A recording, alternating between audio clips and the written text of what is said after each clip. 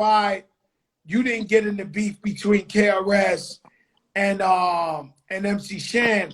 You answered it for me, but you can answer it again because Church says that's very important that I ask you that question.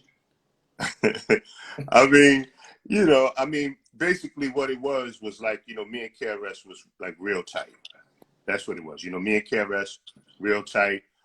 Him and Miss Melody helped me move out of my parents' crib into, you know, my first apartment. And we was real tight like that, you know. We was real tight. And, you know, at that point in time, you know, me and Shan wasn't really close, you know. So I stayed out of it, you know. Let me ask you something. You ever had any interactions with DMX? Did you meet X before? Man, LL had picked me up the morning that he did the 4-3-2-1 video. He picked me up and brought me to the set, and I came and chilled for a while. And that was the first time that I met X, you know, there at that video. But probably the best time was one of the Masters of Ceremony concerts when we were doing that. You know, because X was headlining, and one time, you know, he came through the dressing room and we talked, and I mean, you know, I've seen a million X interviews, but to actually be face to face and hear him sounding exactly like he does on the record when he's having a regular ass conversation, like, you crazy, know, right? Because nobody monumental. really sounds the same way, but he's like, he be doing all that and all that, you know what I'm saying? While he's talking, yeah, and you sitting there like, yo, this guy's really on that shit. Yeah. It's like, you know, he meant what he said, you know, but it was a deep spiritual conversation, just him talking about getting into hip hop and, you know, what he was listening to, and, you know, whoop-de-whoop, you know. But I mean, it was just dope because I'm sitting there like, yo, this dude talks like he's spitting a verse right now. Like right now, I feel like I'm on a song with DMX. Listening. And so when you heard X for the first time, like, well, let's get at me, dog, stop, shut him down.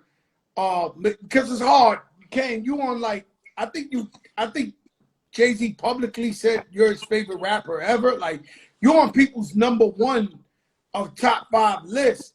Like, how does Big Daddy Kane rate lyricists and artists? So when you hear DMX killing at that time, what are you thinking? Well, I mean, I think that DMX was really the, living the best of both worlds, because I think the DMX, you know, is a great lyricist.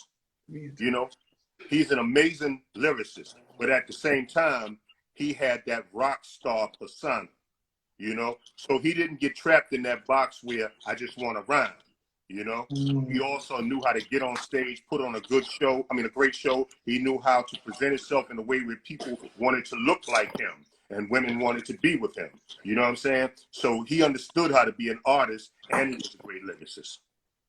Man, let me tell you something. We lost Prince Marky D. We lost, what was that like? The Fat Boys, to me, they inspired me, you know, to be Fat Joe. You know what I mean? Heavy D, the Fat Boys. What was it like? Because you did tours with them and stuff like that, right? Well, I mean, Fat Boys was before my time. They was like a few years before me. That was like really like during like the Run DMC. Who's the class of Big Daddy Kane? Like you know, that's what I noticed when you said I didn't go against KRS because I used to be with him in Brooklyn, and then I said, holy shit, they had like a group of young guys. They all knew that they was all gonna blow. Like with me, you know, I knew all the rappers around my time that was gonna be next to blow, because I would go to different rap contests or ciphers or whatever, and I would see Jay-Z in front of the club rapping. I would see Nas in front of the club rapping. I would see all these guys, and then eventually they blew up. That's how you knew KRS. Who was in the class of Big Daddy Kane? Well, you talk about myself, you talk about KRS-One or Boogie Down Productions, Eric B. and Rakim, Public Enemy, Cool G Rap, Chubb Rock, Special Ed, MC Light, Queen Latifah, you know, yeah. But are you seeing them before they blow? Like, are you? I mean, you know, it's like I used like me and G Rap. I got down with the Juice Crew right after him. Like when Biz, I think might have had Make the Music. I got down right after G Rap got down, and I'm meeting him, and we spitting, and we became tight. We became tight. And me, him, and Ant Live, Eric B. Brother, the three of us used to roll every party together. And me and G-Rap be on the phone 2 o'clock in the morning, hitting new verses that we wrote, you know, to each other, you know.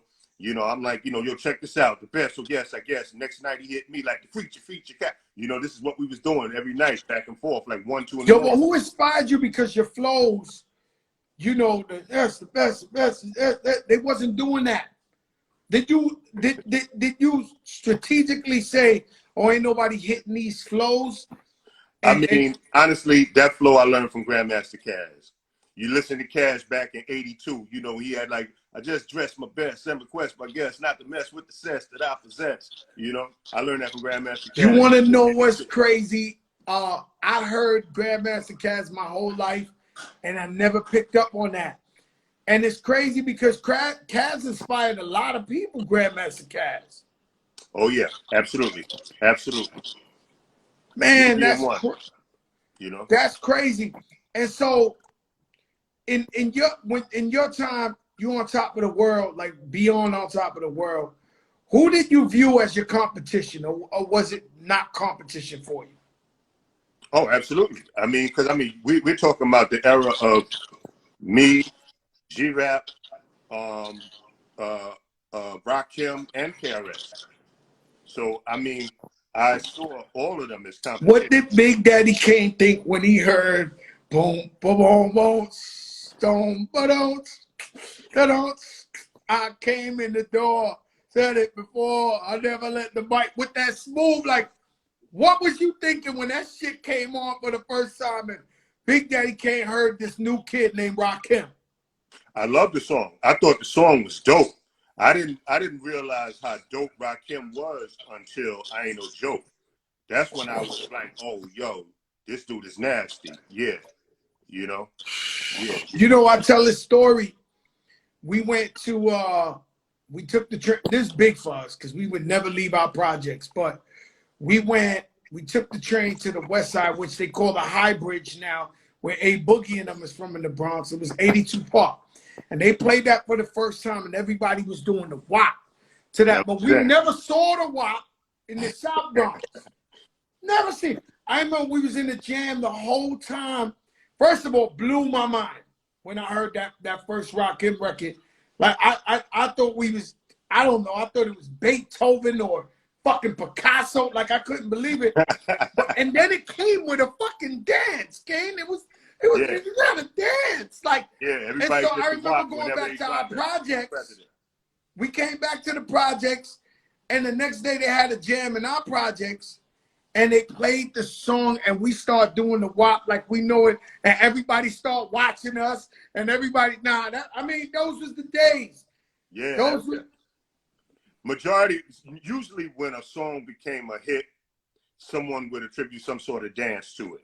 You know? Like I remember like Fresh is the Word was the joint they used to do the Happy Feet to. Fresh is the Word. Pee Wee Herman, to Pee Wee Herman, you know. But I mean, yeah. The Bismarck dance. You know? Yeah. The Bismarck dance. Oh yeah, the Biz dance. Oh yeah. And what was it about? Because I know you had told me you wrote a lot of the Biz stuff, but his beats, Biz's beats was like, they still incredible when I mean, dude is a digger. Production. Nah, Biz is a real crate digger. Like that dude go anywhere to buy records, and he know his stuff. He know his labels. You know, he know what label be having the heat. He know by like the producer. Like he's that type of dude. You know what I'm saying? That could know like this jazz record, this soul record, because it's on this label or because this person produced it. Biz is the one that gave me the beats for Ain't No Half Stepping and Warm It Up Kane.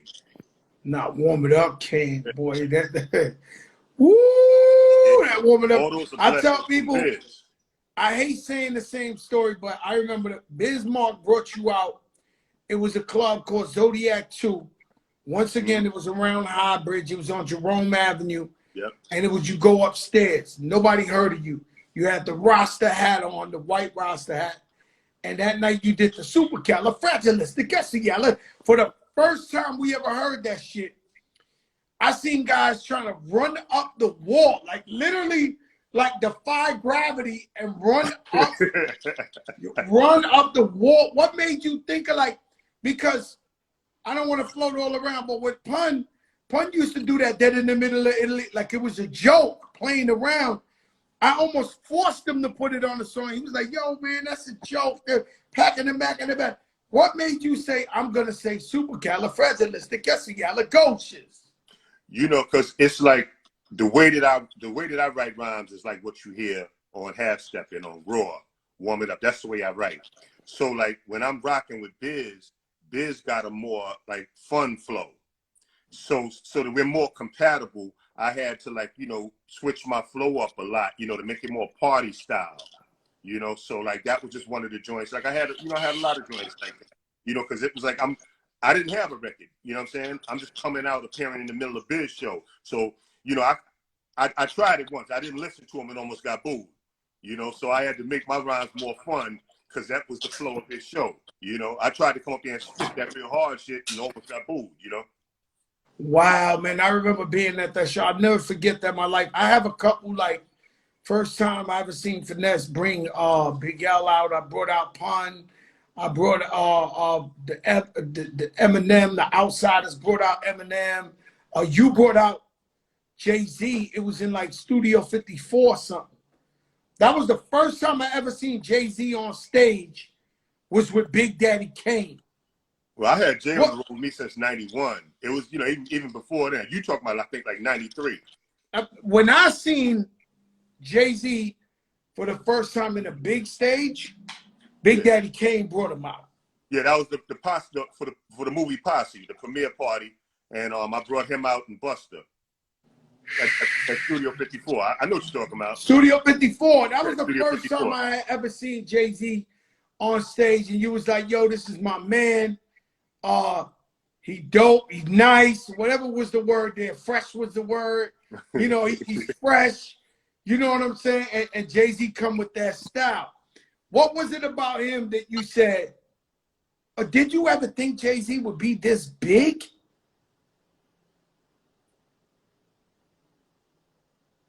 Hello? Did you ever think that Jay-Z would become this big? Honestly, nah. I mean, I thought Jay-Z was gonna blow. I thought he was gonna be a dope rapper. But this big, I didn't really see it because Jay was always super quiet. You know? He was always so quiet. Yeah, like an introvert. Yup. But I'm happy for him, man. I'm just so proud that he's so successful and he's doing this thing, man. Because I mean, I remember when I first heard him, I heard him with Jazz O, and I was like, you know, this dude is a problem. You know? You knew off rip. And this, and this, you Big Daddy Kane, top of the world, and you took the time out to see. And that's what it's about, man. When you know what I try to tell people is that I'm dedicated and I live for hip hop culture. You know, and if I hear an artist, then I say, yo, the world gotta hear this guy or this female because they so dope. And even if I don't even make $1 off them, I want to see them get on so they can bring their contribution to the world. And that's how I feel, because when we grew up, it was really about culture. Yeah. And I thank you for doing that, Joe, because I mean, Pun was a damn monster on the mic, man. I mean, I was such a fan of his lyrical skills. And let me tell you, man, Remy Ma, yo, you know she murdered that Annie Up remix, right?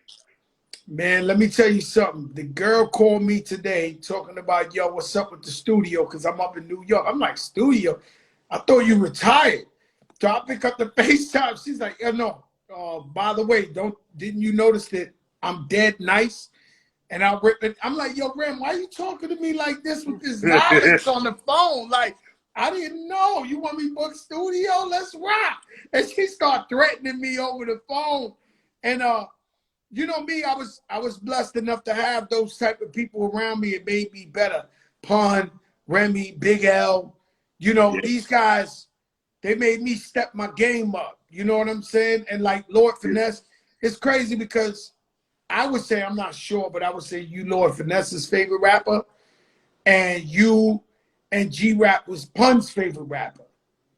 Oh, yeah, now I could hear the G-Rap was Pun's favorite. I mean, I could hear it in Pun, you know. I mean, yeah, he loved y'all. He loved y'all too, the most. It was you and G-Rap was his favorite artist ever, and then and Finesse. I could tell Finesse got influenced by Big Daddy Kane. I love Finesse too, man. That's like he's like a brother to me, man. You know, I mean, we'll get on the phone to deal with like a 2-minute issue, and next thing you know, man, 45 minutes done blew by. Yeah, he loves talking to you, man. Like me, the other day I held LL hostage. You know, that's my idol. I know you love L. Yo, I held him hostage. I had him, yo, L, this, that, this. And you know, we kicked it, but it was like a dream come true. Because you gotta understand, you guys the guys we look up to. So, you know, younger artists or whatever, they oh shit, Fat Joe, the OG. But y'all, even though y'all just a couple of years older than us, y'all our OGs. So when we're with you, we still feel like watching video music about when I want to get in the game. And there's a legendary story about you. I was watching Smooth Operator, and I remembered all I was seeing while you playing pool and all that was like, yo, I gotta get money. I gotta step my game up. I gotta get money. This guy's fly. He getting money. I gotta get to the bag. That's what's up. That's what's up. Nah, that's beautiful. And look at you now, man. Look at you now, brother. Yeah, man, we blessed, man. You know, I you know, today I got in the truck. I blasted Illmatic this morning. I streamed it, and then when it came on, and I just had a smile from cheek to cheek. And my Uncle Dan is like, yo, what's up, man? What's up with you? And I'm just smiling because I'm like, yo, I remember when Illmatic first came out, I had Flojo, but I didn't know what my future was going to be like. I didn't know where I would go, not just financially or whatever. And now I'm looking back and I'm listening to Illmatic and I'm like, damn, man, this is some fly shit to listen to Illmatic now while we're living a life.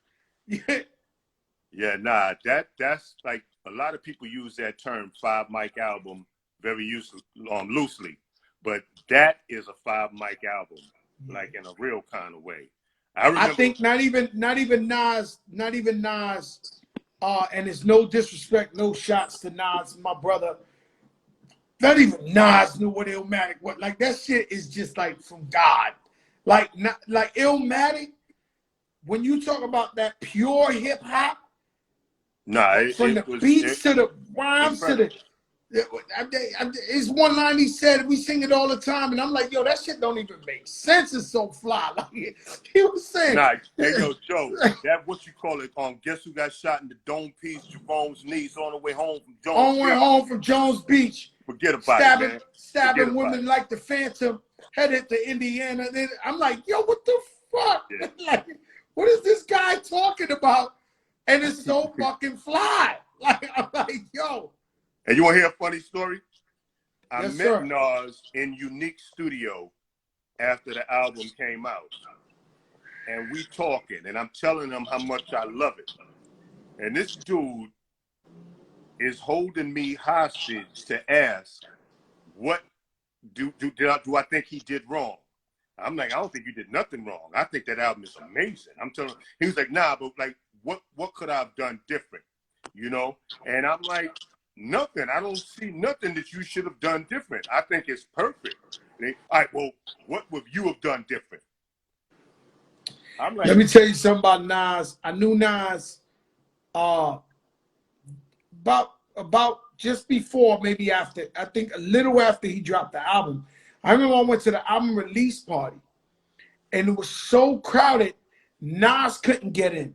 And he was sitting across the street on top of a car. Like, I went to the album release, and it was that type of pandemonium for him.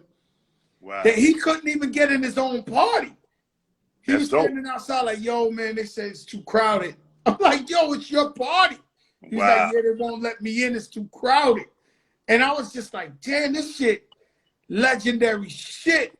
And I got to give props to my brother Showbiz, Born Lord. I remember Showbiz hit me up and he said, yo, I need you to meet me. I need you to meet me. Where you at? And then he came pick me up. I think he had a BMW and he just put the tape in. We listened to Illmatic in the car for the first time. And we was just looking, and I was actually scared because at the time, lyrically, FloJo was like, bust it, check it, watch how I wreck it. You know, everybody knows Fat Joe. I knew the day had changed lyrically. So I knew from when I heard Illmatic for the first time, I said, oh, I got to step it up lyrically, or I'm not going to be around. The game done changed. And so I loved it so much, but yet it scared me where I was like, oh, shit, you got to get on another level. Otherwise, you're done. You know, and that's the type of shit you did, too, in your era. You were spitting so crazy that if somebody wasn't spitting that crazy, they was out of here. Nah, but I mean, I noticed the change in you. I noticed the change. Like, I remember sitting with someone, and I remember saying to them, Joe sound like a lot different, man. Joe sound a whole lot different. It was when you did the LL joint, the I Shot You. That's when I noticed. I'm like, yeah, Joe somewhere else right now. Yeah, you know, shout out to the track masters. I was in the studio and I was in the studio finishing my second album, and then they came in there and they listened to the album. They was like, yo, we got this joint for LL. You know, he's my idol. They was like, we want you on there. Got this girl named Foxy Brown. And for me, I never buckled. Like, anytime whenever I did a song with the greatest, I always went for mine. I never buckled or felt pressure. I always did my best, you know. Gotcha. Even when I had to do joints with Eminem or Jay-Z or Nas or whatever, I never folded.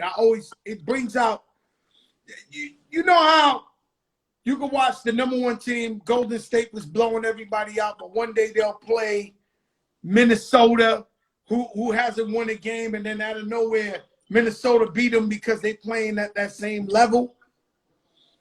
I feel like when I work with the greatest, I step up and I go towards whatever the competition level is. You know, my favorite rhyme I ever said in my life was me and Big L's The Enemy. And Big L, let me ask you, have you ever had another artist say, so Big L's my little brother. He was funny. I had just went gold with Don Cartagena. Primo did the beat. I'm in D&D. And he sits me down. He says, look, this Big L, I'm going to take all your fans. You just went gold. I'm going to rip you down on this record. If you do not step up, I'm going to take all your fans. So I had to write my rhyme looking at him in his face. He's clowning me. And to this day, that's my favorite rhyme I ever said in my life because he threatened me. Nobody else threatened me. You know you get no posse cuts. You knew Symphony. You knew these guys was gonna go ham. What was that like preparing that rhyme for Symphony? I mean, you know, the song was originally supposed to be just me and G-Rap, you see? So knowing that I'm about to be on a song with G-Rap, you know, I'm already on my 1-2, you know, because, you know, G don't play, you know, so I'm already on my 1-2, you know, so I already had it, you know, in the chamber, you know. Like the day of the song, that's when we found out Master Ace was getting on it. We didn't know he was getting on until the day of the song. But, wow. Yeah, but he bodied it too, and Craig bodied it as well. You know, everybody went crazy. That for a long time to me was the greatest posse cut ever. I think that was the prototype. That was the DNA, the blueprint of posse cuts. Everybody aspired to be that, from the scenario on to every other posse cut. so many times I got on songs and be like, yo, we're gonna rock together like a symphony type thing. Like for years, everybody, if I did John Blaze or whatever, everybody would be like, yo, a symphony type thing. Let me ask you a question. You still, like before COVID, I was watching you do these shows where you still doing the split. How long you gonna keep pulling this off? till Arthur tell me no more. You know what I'm saying? When that arthritis tell me sit your black ass down, I chill. But as of now, if the fans want to see it, then damn it, they gonna see it, man. No, they gotta see it. I'm talking about the actual dance moves where you I know, might that's why I just die in that fucking dance move. Rapping, I think you should rap as long as somebody paying you a nice. I'm talking about the dancing. No, if the fans want to see it, then damn it, they're gonna see it. You know, yeah. Yeah, they want to see it. That's a lot of pressure though, Kane, because even me, man, you know, I get up sometimes, I feel the little bones be hurting me and shit like that, and I'm like, damn, I rock too many stages, you know what I'm saying? And I done jump up at that, and I'm like, you gotta do it though. No, I love it. You know, it's just a passion in me when my fan base get excited and they rocking with the song. It's a passion in me. I mean, I promise you, there's nights and days, you know, when Arthur be leaning on my back, man, like, nah, B, it ain't happening today. That arthritis is a mother joke. Oh, that arthritis, that's Arthur?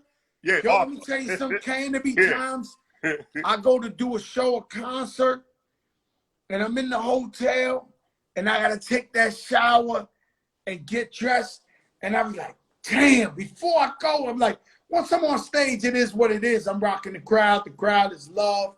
We feel this adrenaline we can't feel nowhere else. But it's times I take that shower, I throw my clothes on, I be like, damn. And sometimes I be like, yo, what the fuck is Slick Rick saying right now? What is Big Daddy? Slick Rick told me the same thing. He's like, yo, I love it. Yeah. I said, yo, Rick, you ever felt like your bones hurt or something? Like, he's like, yo, I love it. Yeah. I have fun, brother. I have fun, man. You know, I mean, because it's like, you know, like these are people that's saying that you got them through high school, you got them through college, you inspired them to do this, to do that, you know. So, you know, you really want to give them the best show possible. At least that's the way I am. You know what I'm saying? I want to give them. Yeah, me, I'm even deeper than what you're saying, yo, Kane. I do the show. One thing happens. While I'm performing, wherever I'm at, and the people are singing the words with me, I think about when I was 10, 11 years old, writing in my mother's kitchen. And Forest Project, that's one thing happens to me every fucking show. Like, I don't care if I'm in Yugoslavia, New York, wherever. I remember that somewhere in the show, me writing my first rhymes on the kitchen table. Number two is, I get so grateful. And I look at everybody and I say, damn, man, these people worked hard, 9 to 5. They got their clothes together. They got their hair done. They feeling fly. And I'm like, damn, these people paid a lot. While I'm performing, I think about the transition of they did their hair. They chipped in all week to go. Like, I become so appreciative on stage when I look at everybody. I be like, man, they really, really took the time out to come see me. Do you go through that too? I mean, yeah, absolutely. I mean, you got to, you know, I mean, I don't know what year you started, but 9-3 professionally. 9-3. Okay, well, you know, my first album came out 88. You know, trying to my set first single things straight. came out 87. So it's been like 34 years for me. You see what I'm saying? And to think that, you know, 34 years, people still coming to check you out. People still coming to see you perform. People still screaming. You know, people asking for photos. You know, that's a blessing, man. And I don't. How crazy you know, is that though, Kane? Right? Like we you know, we live in a real world, in a real life, where 34 years later, that, like, even Fat Joe, 34 years later, see Kane come on and I knew you was coming on, and I start smiling like, oh shit, he's really here. Like, that gotta be humbling, huh? No, absolutely, man. You know, because I mean, even though you came out after me, I'm still a big fan, man. You know, I mean, you know, I'm still a big fan. You know, I admire your body of work and your hustle, man. You know, you're very, you know, and your Instagram, you know, I mean, it's very inspirational, man. You know, so I mean, you know, cats like you, Nas, you know, Snoop. I mean, y'all brothers are so inspirational, man, and I enjoy watching y'all shine and do y'all thing. Even with Thank the you. young cats, man. You know, like I remember someone was saying something to me about the Migos one time, and I guess they, you know, had an issue about the way they rhymed, da da da da da. And I'm sitting there talking to them. I'm like, you know, I mean, you got to feel like you feel, but I mean, honestly, I think them niggas look fly as a motherfucker. You know, I mean, you know, You know what I say, and I don't want nobody to kill us because the real OGs and everybody's on here. I think Migos is this era's Run DMC. That's just the way I feel. Like they're the super group of this era that lasted.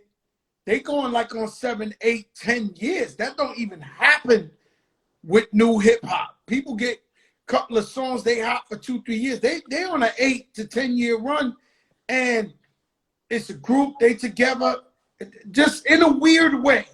Whenever I hear the Migos or see them, I'll be like, yo, to me, they the new school Run DMC in their own way. They music don't sound the same or whatever. I just think in 20, 30 years. I get what you're saying. Yeah, in 20, 30 years, when they turn around and evaluate this time, they're gonna look at them like they Run DMC of this era. That's because they're innovators. You know, that whole like mumble type style that everybody is doing, and the one of the main flows that everybody ran with was created by them. You know what I'm saying? So they're innovators. You know what I'm saying? So that gives them state power because, you know, it's like as other people run and branch off with what they created, it's putting, you know, making them stronger and giving them more life, you know?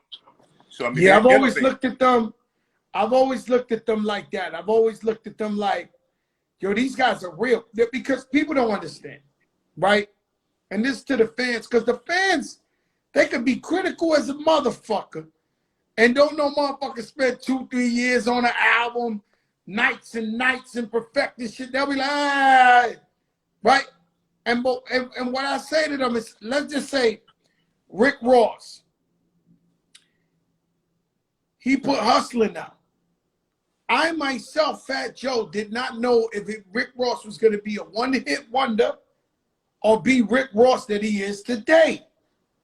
And so when that album came out, I said, oh no, this guy's serious. He's here to stay. This guy. And the next album came out, I was like, oh no. This guy's here. Get used to him. He's going to be around. And so people don't understand how lucky or blessed you are to just have one hit. One hit is a dream come true. But to stay around and keep having hit records, yeah, that's not. I mean, just think about the last versus battle, Earth, Wind, and Fire versus Ozzy. How many hits those cats got? You know what I'm saying? So I mean, I understand the state power and the power of longevity. You know, I mean, it's something that, you know, yeah, it's an amazing thing if you can last that long. You know, Man, that Earth, Wind, and Fire and the Ozzy, but yo, that battle had me fucked up. Like, I mean, like, it was probably one of the great. You know what I said? It's great that we talking about this, and you're a living legend. I said that was the greatest battle I have ever seen in my life that night. I'm talking about rap, too. I'm talking about rap, R&B. But I'm talking about rap. I'm talking about Kumo D, Busy B. I'm talking about, I don't give a fuck. That was the biggest I wouldn't go that far, but I think that was the best versus battle. That was my opinion. Yeah. They had so many fucking hit after hit after hit after hit after hit after hit after hit after hit after hit after hit after. I was like, yo. yo, what the in different fuck? decades. In different decades.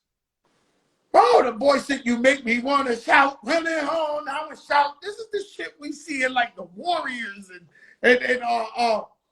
this shit. I mean, the records they were doing, what's the thing? You're a shining star. No matter, I'm not talking about, these records was like, we wish you a Merry Christmas, we wish you a Merry, like they was shit, like I'm sitting there like. Now, the realism, Joe, is like this here. How many people you know can say I had the #1 record in 1959 and I had the #1 record in 2001? Shout is 59, Contagious is 2001. Who can sit there and say something like that? Nobody. And they wouldn't run out. They would not run out. Like so me, just 28 platinum albums, they right. I'm sitting there, I'm like, I just couldn't believe so much good music, so much hits, so much. I lost my mind in that battle. That's the one battle. I loved all of them. But that one, I lost my mind on there. Because, you know, we sample, we rappers, we sample the music. You know, this shit was incredible, bro. It was incredible. I mean, I lost my mind too. Like, that was my favorite verses that I've seen thus far. You know? To me, right? That's what I thought. Yeah. That was my favorite. I was just like, what could you do? Like, you can't get better than this. Like, this shit was just too much. Like, I was just like, I couldn't take it. I'll tell you the truth, Kane. I was sitting down. I could not take it. I was like, yo, this is too incredible. This is too great. This is phenomenal. I could not believe it. And I know everybody keep asking you and you tired of answering this question or whatever, but are we talking about a versus with Big Daddy Kane? I don't know, man. You know, they tried to make it happen with Rakim and couldn't pull it together. They tried to, well, I don't know. I mean, with the KRS-One thing, I'm not sure if they were really, you know, that, you know, I'm not sure if they were like really that interested in that one. I mean, me personally, I think that would be a great battle. I think that me and KRS-One would be a great battle. You know, that would be phenomenal. That would be phenomenal. Like me, they keep coming back at me with people I don't think I match up right with. You know what I mean? And I don't want to just do it to do it. I love the verses. Yeah. You know what I'm saying? I thought it should be me and 50 Cent because of the history. We both got hits. That shit would be much must-watch TV. Then they throw, I don't want to say who because it never happened, but they throw a couple of other rappers like, Joe, you and such and such. Joe, I'm like, yo, we're not even from the same era. It just don't match up right. You know what I mean? And if I matched up right, I would do it. If it was somebody who had the same amount of time as me in the game and hits, then it would make sense. I don't want to do it just to do it. I understand. No, I mean, I'm here for it. You know, especially if you was gonna do it with 50, I'm here for it with whoever. Yeah, but you sound like me. You sound like me. Like if it's the right battle, whatever that be, or the right verses, it'd be great. You want to do it. But if it's somebody don't make sense. Well, with me, either Rakim or KRS, they both make sense to me. You know, any one of those I can't make nobody battle me. Or any one of them battles would be legendary. And then, you know, when you look at history, you know, like we looking at the Isleys and them. I mean, y'all would, it would be another one of those legendary. It would be y'all. Everybody would be here for that. Big numbers. Well, personally, I know that the people want to see, you know, me and Rob. You know, they do. I mean, you know, I can't make nobody battle me. Now with the KRS-One thing, like I just see that being the more exciting one because I know if I said, yo, Chris, fuck these records. What if we do, you know, some of this here stuff, we just go back and forth against each other on some real battle stuff. Chris gonna be down. You know what I'm saying? He down 1,000,000%. You know that. He gonna be down. 1,000,000%. And that's what they scared of. They scared of, yeah. You know, it turned into like some real battle shit where y'all just going lyric for lyric for lyric. They want to stick to that 20 song and out. I mean, let's entertain the fans though. Let's make it more exciting, man. You know. Yeah, man. I gotta snoop around and shout out to Swiss and Timberland, man. They did something so epic, so big. They got with the Triller app. They gave the artists that participated equity in the verses. Incredible that came, you know, hip hop rose up from nothing, from oppressed people, the whole culture. And so that the fact that everybody's in the house is COVID, nobody could do nothing. Then they brought up some shit that nobody would ever see in their life. Babyface against Teddy Riley?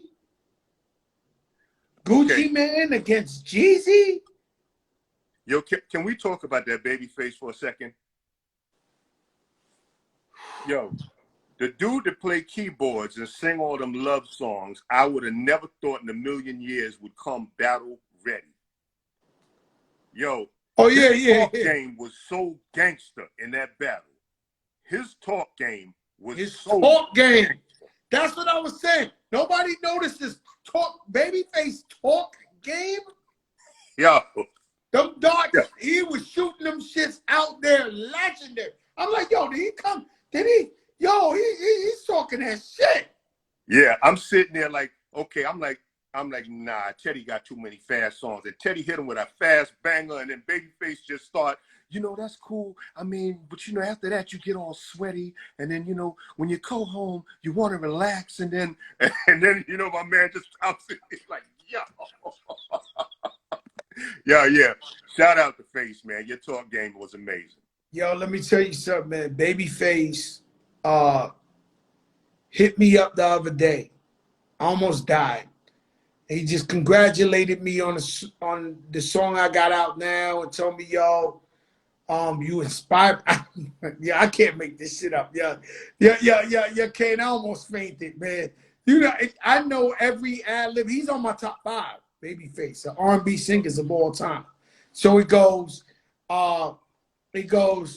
Luther, Michael, Stephanie Mills, Babyface, and then the 5th one varies. Some days I feel like Sade, some days I feel like El DeBarge. But I'm saying he's on my top 5. So when he congratulates me, I almost died. I was like, no fucking way. Babyface knows who I am. Like I lost it like that. Shout out to Babyface. It was his birthday 2 days ago. Love you, bro. Love you, love you, love you. Yeah, happy birthday, Face. Yo, Kane, where could we see the podcast at?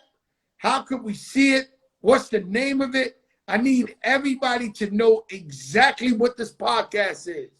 Yes, it's called Did You Hear the One About Big Daddy Kane? And it's me telling a whole bunch of stories throughout my childhood growing up, throughout my career and everything. And you can find it, it'll be available on Apple Music. My brother, we love you, Kane, man. Thank you so much for coming on here. God bless you, your family, man. You know we love you. Everything you've done for hip-hop. Thank you, Kane. Much love, Joe, man. Much respect to you, man. With Prophet, Muscle. Yeah. The only man in the world who can do handstand push-ups with his fist. Roger, tell these mother subscribe to the Prophet channel. Oh, they got you. I love you to death, and I will always love you, my father, because you didn't see what I had, you see what was deep in my heart. I see what kind of good person you were. Oh, you got your mom love. Eat in the car. I don't treat the Benz like I love you to death, and I will always love you, my father, because you didn't see what I had, you see what was deep in my heart. I see what kind of good person you were. Oh, you got your mom love. Eat in the car. I don't treat the Benz like